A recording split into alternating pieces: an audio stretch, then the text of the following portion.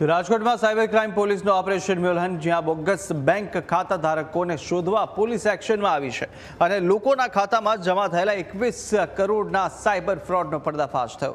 કમિશનના લાલચની અંદર ખાતા આપનારા પકડાયા છે। આર્થિક લાભ મેળવનારા મ્યુલ એકાઉન્ટ ધારકો પર કડક તવાઈ બોલાવવામાં આવી અને આ તરફ પરેશનલ મ્યુલ હન્ટ હેઠળ 17 આરોપીઓ વિરુદ્ધ 6 અલગ ગુના નોંધાયા છે।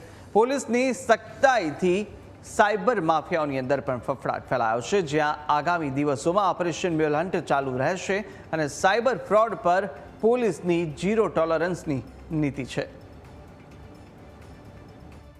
રાજકોટ શહેર સાયબર ક્રાઇમ પોલીસની અલગ અલગ ટીમો દ્વારા આ યાદીના મ્યુલ એકાઉન્ટ ધારકોની પૂછપરછ કરવામાં આવી અને તેમના એકાઉન્ટ ચેક કરવામાં આવ્યા, જેમાં આ ચેકિંગ દરમિયાન તેમાંથી ટોટલ 21 કરોડ 12 લાખ રૂપિયાના ગેરકાયદેસર વ્યવહાર થયેલાનું જણાઈ આવેલ છે।